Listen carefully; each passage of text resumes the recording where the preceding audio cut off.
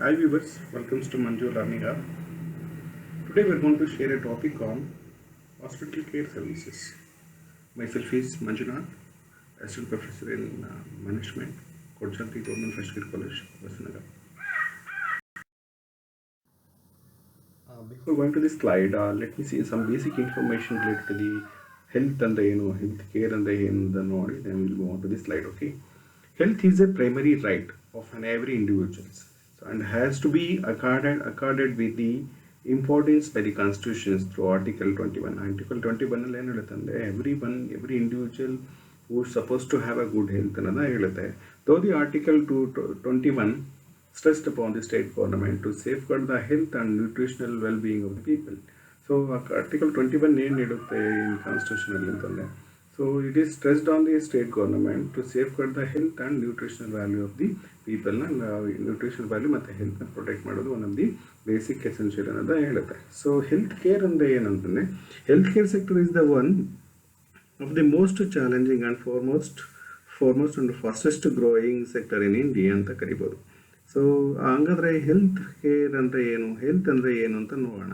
So health is defined as state of complete physical of mental and social well-being and not merely the absence of disease. ಯಾವುದೋ ಒಂದು ಕಾಯಿಲೆ ಇಲ್ಲ ಅಂತಂದರೆ ಅದೇ health ಅಂತ ಕರೆಗೆ ಬರಲ್ಲ.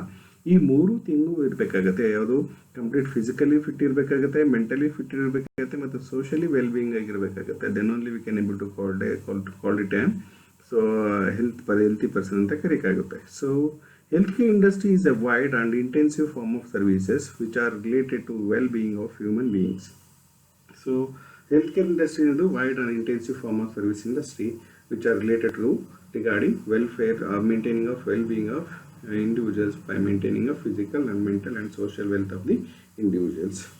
So healthcare services can be defined as, so National Healthcare Privacy Code follows the health and service means, healthcare service means an activity performed in relation to the an individual that is intended to claim any individual service providers, have to assess and maintain and improve the individual health and to diagnose the individual's illness and injury and disability. ಇದನ್ನು ನಾವು ಎಂತ ಕರಿತೀವಿ, health service ಅಂತ ಕರಿಬೋದು.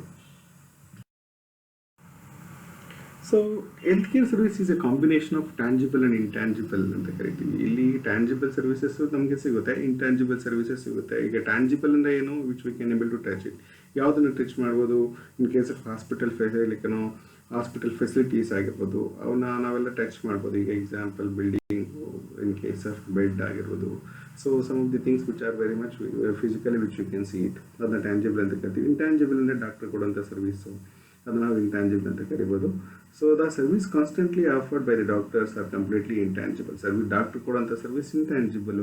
Tangible thing ಏನು, doctor like ಅಲ್ಲಿ ಹಾಸ್ಪಿಟಲಲ್ಲಿ use ಮಾಡುವಂಥ ಬೆಡ್ ಆಗಿರ್ಬೋದು, ಡೆಕೋರ್ಸ್ ಆಗಿರ್ಬೋದು, ಬಿಲ್ಡಿಂಗ್ ಆಗಿರ್ಬೋದು, ಈ ಎಲ್ಲದನ್ನು ನಾವು ಟ್ಯಾಂಜಿಬಲ್ ಸರ್ವಿಸ್ ಅಂತ ಕರಿತೀವಿ.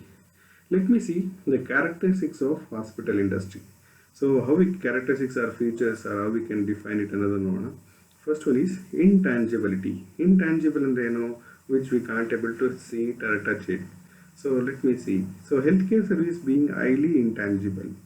To beat this intangibility, the irony of modern marketing takes place, such as use of more tangible features to make the things real and believed. Like example, press releases, leaflets, newspapers, etc. are used to become a competitive edge in the market. Service sector ಅನ್ನೋದು it is completely intangible, completely intangible. So ಈ intangible ಇದ್ರೂ ಕೂಡ ನಾವು ಕಾಂಪಿಟೇಷನ್ನ win ಮಾಡಬೇಕಂದ್ರೆ ಏನು ಮಾಡಬೇಕಾಗತ್ತಂದರೆ, so they have to use some kind of tangible features like using of very good tangible features so that they can have a very good competitive edge by through press release ಆಗಿರ್ಬೋದು, leaflets ಆಗಿರ್ಬೋದು, news ಪೇಪರಲ್ಲಿ ನಮ್ಮ product ಬಗ್ಗೆ ಅವೇರ್ನೆಸ್ನ ಕೊಡೋದ್ರಿಂದ so that you can have A good competitive edge in the market. Next one is inconsistency. The quality of service offered differs from one extreme to another. ಈಗ ನಾವು service ಏನು ಕೊಡ್ತೀವಿ, ಹಾಸ್ಪಿಟಲ್ ಸರ್ವಿಸು, ಡಾಕ್ಟರ್ ಸರ್ವಿಸ್ ಆಗಿರ್ಬೋದು, ಏನು ಕೊಡ್ತಾರೆ ಅದು same standard you can't able to have it to every customers. ಎಲ್ಲದಕ್ಕೂ ಒಂದೇ ಥರ ಸರ್ವಿಸ್ನ ಕೊಡೋಕ್ಕೆ ಬರಲ್ಲ. ಕೆಲವರಿಗೆ ಎಕ್ಸ್ಟ್ರೀಮ್ ಸರ್ವಿಸಸ್ನ ಕೊಡಬೇಕಾಗುತ್ತೆ, ಕೆಲವರಿಗೆ ಆರ್ಡಿನರಿ, ಕೆಲವರಿಗೆ ನಾವರೇಜ್ ಸರ್ವಿಸಸ್ನ ಕೊಡಬೇಕಾಗತ್ತೆ. Based on the customer disease or customer illness what they are having. This is because of total dependency on human intracity, so are paying human nature, because human beings can never be mechanized or replace themselves. Machine ಆದರೆ standardise ಮಾಡ್ಬೋದು, mechanise ಮಾಡ್ಬೋದು. So throughout the day or throughout the year it will give same standard services. ಈಗ example ATM service ಒಬ್ಬ cashier ಅಂತ ತೊಗೊಂಡ್ರೆ, so ATM will not going to be tired at any time. So ಅದೇ ಒಬ್ಬ cashier ಆದರೆ might be we get tired after like a certain period of time. So ಅದೇ ಥರ ನಮ್ಮ ಹಾಸ್ಪಿಟಲ್ ಸರ್ವಿಸಲ್ಲಿ ನಾವು can't have a consistency in delivering a services. ನಾವೇನು ಮಾಡಬೇಕಾಗುತ್ತೆ, it has to be very because it is humanly dependent services. Next is inseparability. So service cannot be separated from the production. Production and consumption will happen at a real time. Service transactions becomes unique because it mandates during the transaction the physical presence of the provider and the consumer has to be at a real time. So it means physical presence ಆಗಿರಬೇಕು. patient ಬಂದು ನಮಗೆ treatment ಬೇಕು ಅಂದರೆ he has to be physically present in front of the doctor, and doctor also has to be at the real time he has to be available in that particular place to render a service. ಹಾಗಾಗಿ ನಾವು inseparable ಅಂತ ಕರಿತೀವಿ, which we can't able to separate it. The production and consumption ನಾವು separate ಮಾಡೋಕ್ಕಾಗಲ್ಲ. So next is perishability. Services are intangible. They cannot be packed and neither cannot be stored, nor can they be inventoried. So inventory ಮಾಡ್ಕೊಳಕ್ಕಾಗಲ್ಲ, ಅದನ್ನ store ಮಾಡ್ಕೊಳಕ್ಕಾಗಲ್ಲ, ಮತ್ತು ಅದನ್ನ pack ಮಾಡಿ ನಾಳೆ use ಮಾಡ್ಕೊತೀವಿ ಅನ್ನೋಕ್ಕಾಗಲ್ಲ. So it has to be the implementation of this the service has to be produced and consumed instantly. Production consumption ಇನ್ಸ್ಟಂಟಾಗಿ ಆಗಬೇಕು, ಅಷ್ಟೇ ರಿಯಲ್ ಟೈಮಲ್ಲಿ ಆಗಬೇಕು. There is no scope for storage. ಸರ್ವಿಸ್ನ ನಾವು ಅದರಲ್ಲೂ ಕೂಡ ಹಾಸ್ಪಿಟಲ್ ಸರ್ವಿಸ್ನ we can't able to store it. Let me see some hospital extension services. What are the hospital extension services which required for the hospital to get success or a doctor to provide a better services ಅನ್ನೋದು ನೋಡೋಣ. First one is pharmacy. So pharmacy ಅನ್ನೋದು very much extension services ಬೇಕಾಗ್ಬೋದು ಒಬ್ಬ ಡಾಕ್ಟರ್ಗೆ to treat the patients effectively. So ಯಾಕಂದರೆ ಡಾಕ್ಟರ್ಸ್ಗೆ ಒಂದು medicines ಆಗಿರ್ಬೋದು, ಒಂದು ಕೇಸ್ ಆಫ್ ಇಂಜೆಕ್ಷನ್ಸ್ ಆಗಿರ್ಬೋದು, also might be some of ಟೆಸ್ಟ್ಗಳಿಗೆ ಕೆಮಿಕಲ್ಸ್ ಬೇಕಾಗ್ಬೋದು, ಎಲ್ಲ ಸರ್ವಿಸಸ್ನ ಕೊಡುವಂಥದ್ದು ಫಾರ್ಮಸಿ.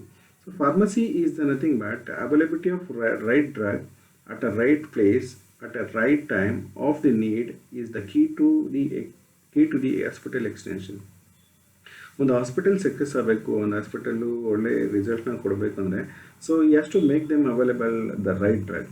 ಒಬ್ಬ ಪೇಷಂಟ್ಗೆ ರೈಟ್ ಡ್ರಗ್ನ ಡ್ರಗ್ ಅಂದರೆ ಮೆಡಿಸಿನ್ನ ಪ್ರೊವೈಡ್ ಮಾಡಬೇಕಾಗತ್ತೆ. ಅದು ರೈಟ್ ಪ್ಲೇಸ್, ಅದನ್ನ ರೈಟ್ ಟೈಮಲ್ಲಿ ಕೊಡಬೇಕಾಗುತ್ತೆ. Whenever it is required by the patient he has to be provided. So ಇವೆಲ್ಲ ಬಂದು key areas of hospital extension services. Pharmacy is essential and extensively used facilities. So similarly pharmacy we required very much essential in the hospitals, and very essentially and extensively majorly they are going to use it in industry, because it can able to cater the outside patient. ಏನಂದರೆ medicines ಒಬ್ಬ patient treatment ತೊಗೊಂಡು ಆದ್ಮೇಲೆ ಅವ್ನು ಬೇಕಾದಂಥ ಮೆಡಿಸಿನ್ಸ್ನ ಕೊಡಬೇಕಾಗುತ್ತೆ. ಇಲ್ಲ ಹಾಸ್ಪಿಟಲಲ್ಲಿ admit ಆಗಿರೋಂಥ ಇಂಡೋರ್ ಪೇಷಂಟ್ಸ್ನ ನಾವು ಟ್ರೀಟ್ಮೆಂಟ್ಗೆ ನಾವು ಕೆಲವೊಂದು ಮೆಡಿಕಲ್ಸ್ ಇಲ್ಲ ಡ್ರಗ್ಸು ಇಲ್ಲ ಕೆಲವೊಂದು ಇದು ಕೊಡಬೇಕಾಗತ್ತೆ ಟ್ರೀಟ್ಮೆಂಟ್ಗೆ. ಸೊ ಆ್ಯಂಡ್ ಆಲ್ಸೋ ಆಪ್ರೇಷನ್ ಥಿಯೇಟ್ರಲ್ಲಿ ಬೇಕಾದ ಕೆಲವೊಂದು ಎಕ್ವಿಪ್ಮೆಂಟ್ಸ್ನೆಲ್ಲ ನಾವು ಪ್ರೊವೈಡ್ ಮಾಡಬೇಕಾಗುತ್ತೆ. ಕ್ಲಿನಿಕಲ್ ಲ್ಯಾಬೊರೇಟರೀಸಲ್ಲಿ ಬೇಕಾದಂಥ ಎಸೆನ್ಷಿಯಲ್ಸ್ನ ನಾವು ಕೊಡಬೇಕಾಗುತ್ತೆ. ಹಂಗಾಗಿ ಇದು one of the extensive and essential services which you can able to use it in hospitals. So let me see the functions of hospital pharmacy. So ಏನೆಲ್ಲ ಸರ್ವಿಸಸ್ನ ಮಾಡುತ್ತೆ, ಏನೆಲ್ಲ ಫಂಕ್ಷನ್ಸ್ನ ಮಾಡುತ್ತೆ ಅನ್ನೋದನ್ನು ನೋಡೋಣ. First one is purchases. What they will purchase? They will purchase a right medicine or right drug. They need to purchase it. That has to be properly stored to get into a right time. ತಗೊಳ್ಳೋಕ್ಕೆ right ಟೈಮಲ್ಲಿ ಅದನ್ನ ಪಿಕ್ ಮಾಡಬೇಕಂದ್ರೆ ಅದನ್ನ ನಾವು ಸರಿಯಾಗಿ classify ಮಾಡ್ಕೊಬೇಕಾಗತ್ತೆ. ಅದನ್ನು ಸರಿಯಾಗಿ ಇನ್ ಟೈಮಲ್ಲಿ ಪೇಷಂಟ್ಗೆ ಡಿಸ್ಟ್ರಿಬ್ಯೂಟ್ ಮಾಡಬೇಕಾಗುತ್ತೆ. And depending on the quality drugs at A reasonable cost. ಕಡಿಮೆ ಕಾಸ್ಟಲ್ಲಿ ಕ್ವಾಲಿಟಿ ಡ್ರಗ್ಸ್ನ ನಾವು ರೈಟ್ ಟೈಮಲ್ಲಿ ಪರ್ಚೇಸ್ ಮಾಡಿ ಸ್ಟೋರ್ ಮಾಡಿ ಡಿಸ್ಟ್ರಿಬ್ಯೂಷನ್ ಮಾಡೋದು first and foremost function of hospital pharmacy. So second one is inspection of all pharmaceuticals in all the hospital services for quality and availability and proper storage and date of expiry.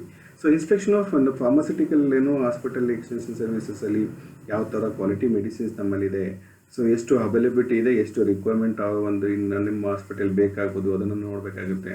ಮತ್ತು ಅದನ್ನ ಪ್ರಾಪರಾಗಿ preserve ಮಾಡಿದಾರ store ಮಾಡಿದಾರ ನೋಡಬೇಕಾಗುತ್ತೆ. ಮತ್ತು date of expiry, ಆ medicine particular medicine ಯಾವಾಗ expiry ಆಗುತ್ತೆ ಅದನ್ನೆಲ್ಲ ನೋಡ್ಕೊಬೇಕಾಗುತ್ತೆ. ಅದು ಕೂಡ one of the second function of hospital pharmacy.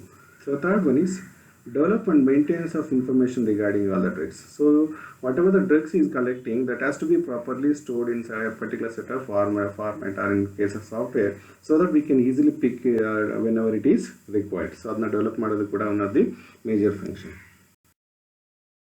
So next, moving to the next function is ensuring that the pharmacy and the hospital conform to the relevant act in the maintenance of all necessary registers and records. So pharmacy act ಪ್ರಕಾರ ಏನೆಲ್ಲ ರೆಕಾರ್ಡ್ಸ್ನ maintain ಮಾಡಬೇಕು ಅದನ್ನು records ಮತ್ತು ರಿಜಿಸ್ಟರ್ನ maintain ಮಾಡೋದು ಕೂಡ one of the major function of pharmacist. Next is establishing and maintaining adequate accounting procedure for pharmacy charges, supplies and concessions, fee services ಅದನ್ನು ಕೂಡ maintain ಮಾಡಬೇಕಂದ್ರೆ ಏನೆಲ್ಲ ನಾವು ಚಾರ್ಜಸ್ನ ನಾವು ಹಾಕ್ತಿದ್ದೀವಿ, ಏನೆಲ್ಲ ನಾವು ಸಪ್ಲೈಸ್ನ ಕೊಡ್ತಿದ್ದೀವಿ, ಏನೆಲ್ಲ ಕನ್ಸೆಷನ್ ಯಾರಿಗೆಲ್ಲ ನಾವು ಕನ್ಸೆಷನ್ ಕೊಡ್ತಿದ್ದೀವಿ, ಏನೆಲ್ಲ ಫ್ರೀ ಸರ್ವಿಸ್ನ ಕೊಡ್ತಿದ್ದೀವಿ, ಅದನ್ನು ಕೂಡ they have to be adequately maintain and procedure has to be designed. Next is observing all the relevant rules and procedures for materials management are applicable to the drugs and other supplies in the pharmacy. So ಏನೆಲ್ಲ relevant changes ಆಗ್ತಿದೆ in case of rules and regulations regarding pharmacy ಅದನ್ನು ನಾವು update ಮಾಡ್ಕೊಬೇಕಾಗತ್ತೆ. ಅದೇ ಥರ industries hospital ಇಂಡಸ್ಟ್ರಿಯಲ್ಲಿ ಅದನ್ನ apply ಮಾಡಿ has to be follow the rules and regulations of which is relatedly happening in the market. So next is furnishing report of the activities periodically and comprehensive report annually. So he has to be periodically ಏನೆಲ್ಲ sales ಆಗ್ತಿದೆ, ಎಷ್ಟು concessions ಕೊಟ್ಟಿದ್ದಾರೆ, ಏನು charges ಆಗ್ತಿದೆ, ಯಾವ medicines essentials ಇದೆ, ಯಾವ medicine shortage ಇದೆ, ಅದನ್ನೆಲ್ಲರೂ ರಿಪೋರ್ಟ್ನ ಪ್ರಿಪೇರ್ ಮಾಡಿ periodically or complete ರಿಪೋರ್ಟ್ನ he has to be annually ರಿಪೋರ್ಟ್ನ ನಾವು ಪಬ್ಲಿಷ್ ಮಾಡಬೇಕಾಗುತ್ತೆ. Next is preparation of hospital policy with adequate quality control. So ಒಂದು ಹಾಸ್ಪಿಟಲ್ ಪಾಲಿಸಿ ನಾವು ಪ್ರಿಪೇರ್ ಮಾಡಬೇಕು ಒಂದು ರಿಗಾರ್ಡಿಂಗ್ ಕ್ವಾಲಿಟಿ ಕಂಟ್ರೋಲ್, ಈಗೆಲ್ಲ ಕ್ವಾಲಿಟಿ ಸ್ಟ್ಯಾಂಡರ್ಡ್ಸ್ನ ಮೇಂಟೈನ್ ಮಾಡ್ತಿದ್ದಾರೆ ಇನ್ ಕೇಸ್ ಆಫ್ ಫಾರ್ಮಸಿಯಲ್ಲಿ ಅದನ್ನ ನಾವು ಅವರು ಮೇಂಟೈನ್ ಮಾಡಬೇಕಾಗುತ್ತೆ. Let me see some problems faced by health industry. ಏನೆಲ್ಲ ಹೆಲ್ತ್ ಇಂಡಸ್ಟ್ರಿ ಪ್ರಾಬ್ಲಮ್ಸ್ನ ಫೇಸ್ ಮಾಡ್ತಿದೆ ಅನ್ನೋದನ್ನು ನೋಡೋಣ. First one is low public spending on health. So public they are not spending that much amount of money for protecting the healthna protect ಮಾಡಕ್ಕೆ they are not very much keen to spend their money because after like disease ಬಂದಮೇಲೆ ಅವ್ರು ಏನು ಮಾಡ್ತಿದ್ದಾರೆ ಟ್ರೀಟ್ಮೆಂಟ್ಗೆ ಅಂತ ಹೋಗ್ತಿರೋದ್ರಿಂದ so one of the problem ಆಗೋಂಥ chances ಇದೆ. Next is lack of adequate beds in hospitals. So bed sufficiency ಇಲ್ಲ ಅಂತಂದಾಗ ಏನಾಗುತ್ತೆ, doctor we can't able to cure the patient very effectively. So ಹಂಗಾಗಿ bedding also one of the major problem. Next is lack of emphasis on prevention. So preventive techniques is very much incent. Prevention is better than cure ಅಂತ ಕರೀತಾರೆ. ನಾವು ಯಾವುದೇ ಒಂದು patient disease ಬಂದಮೇಲೆ ಹೋಗಿ cure ಆಗೋದಕ್ಕಿಂತ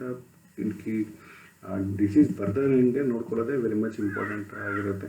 so ಈಗ lack of prevention ಇರೋದ್ರಿಂದ ಕೂಡ one of the major problem for hospital industry to treat every one with the best quality. Next is extremely low bed and people ratio. So ನೋಡ್ಬೋದು ಈಗ ನಾವೇನು ಕೊರೋನಾಯಿಂದ ಏನಾಗ್ತಿದೆ, ನಮಗೆ ಹಾಸ್ಪಿಟಲ್ಸ್ ಎಮರ್ಜೆನ್ಸಿ ಜಾಸ್ತಿ ಇದೆ. ಸೊ ಈಗ ನಾವು 1:100 ರೇಷಿಯೋದಲ್ಲಿ ಇದ್ದೀವಿ ನಾವು. ಸೊ ಲೈಕ್ 100 ಪೀಪಲ್ಗೆ 1 ಬೆಡ್ ಅನ್ನೋ ಥರ. So it is not a good sign for health industry. Next is increased towards urban population. So ಈಗ most of the people so they wanted to be switch over from rural to ಅರ್ಬನ್ಗೆ switch over ಆಗೋಂಥ chances ಜಾಸ್ತಿ. ಒಂದು ಎಂಪ್ಲಾಯ್ಮೆಂಟ್ಗೆ ಆಗಿರ್ಬೋದು, ಒಂದು ಡೆವಲಪ್ಮೆಂಟ್ಗೆ ಆಗಿರ್ಬೋದು, they use to be switch over from rural to urban switch over ಆಗೋದ್ರಿಂದ ಏನಾಗುತ್ತೆ, ಸಾಮಾನ್ಯವಾಗಿ ಅಲ್ಲಿ ಕ್ರೌಡ್ ಜಾಸ್ತಿ ಆಗುತ್ತೆ. There are many problems will arises, health problems arise ಆಗೋಂಥ ಚಾನ್ಸಸ್ ಇರುತ್ತೆ. ಅದು ಕೂಡ one of the major problem. Next is lack of adequate funds. So if they doesn't have that much hospital facility to render a services, then we need to be found out with the difficulty of providing a good treatment to the patients. So next is insurance to provide a financial protection from needy events. For example, corona patients, corona warriors, we need to provide a medical insurance. So they are able to not providing a medical insurance, they are in a difficulty of facing the challenges. So ಹಾಗಾಗಿ insurance to be provided financial protection from the example. ಎಷ್ಟೊಂದು ಜನ ನಾವು ಈಗ ಟ್ರೀಟ್ಮೆಂಟ್ಗೆ ಹೋಗಿರ್ತೀವಿ, ನಮ್ಗೆ ಯಾವುದೇ ಥರ ಮೆಡಿಕಲ್ ಪಾಲಿಸಿ ಇರಲ್ಲ, ಮೆಡಿಕಲ್ ಕ್ಲೈಮ್ಸ್ ಮಾಡ್ಕೊಳ್ಳೋಂಥ ಚಾನ್ಸಸ್ ಇರಲ್ಲ, ಯಾರು ಮೆಡಿಕಲ್ ಪಾಲಿಸಿಗೆ ಎಷ್ಟೊಂದು ಇಂಪಾರ್ಟೆನ್ಸ್ ಕೊಟ್ಟಿರಲ್ಲ. ಒಂದು ಸರಿ ಡಿಸೀಸ್ ಅರೈಸ್ ಆದಾಗ ಅದ್ರ ವ್ಯಾಲ್ಯೂ ಗೊತ್ತಾಗುತ್ತೆ. ಹಂಗಾಗಿ ಇದು ಮೆಡಿಕಲ್ ಫೆಸಿಲಿಟಿ ಇಲ್ಲ, ಏನು ಇನ್ಶೂರೆನ್ಸ್ ಫೆಸಿಲಿಟಿ ಮಾಡಿಸ್ಕೊಂಡೇ ಇದ್ದಾಗ ಮೆಡಿಕಲ್ ಟ್ರೀಟ್ಮೆಂಟ್ನ ಕೊಡೋ ಮೆಡಿಕಲ್ ಫೆಸಿಲಿಟಿ ಕೊಡೋಂಥದ್ದು ಕಷ್ಟ ಆಗುತ್ತೆ. ಹಂಗಾಗಿ many industries are facing this one. Next is more research, awareness and communication and less involvement in understanding the health issue. Research ಮಾಡ್ತಿದ್ದಾರೆ, ಅವೇರ್ನೆಸ್ನ ಕ್ರಿಯೇಟ್ ಮಾಡ್ತಿದ್ದಾರೆ, ಮತ್ತು ಅದನ್ನ ಕಮ್ಯುನಿಕೇಟ್ ಮಾಡ್ತಿದ್ದಾರೆ. ಬಟ್ ಇನ್ವಾಲ್ವ್ಮೆಂಟ್ ಇಲ್ಲ ರಿಲೇಟೆಡ್ ಟು ಹೆಲ್ತ್ ಇಶ್ಯೂಸ್ನ ಅಂಡರ್ಸ್ಟ್ಯಾಂಡ್ ಮಾಡ್ಕೊಳ್ಳೋಂಥ ರಿಲೇಟೆಡ್ ಚಾನ್ಸಸ್ಸು ಕಡಿಮೆ ಇರೋದ್ರಿಂದ many industries are facing a difficulties. So please subscribe my channel. ಇದೇ ಥರ ಬೆಲ್ ಬಟನ್ನ ಪ್ರೆಸ್ ಮಾಡಿ. So if you like it, please like my YouTube channel and share with your friends.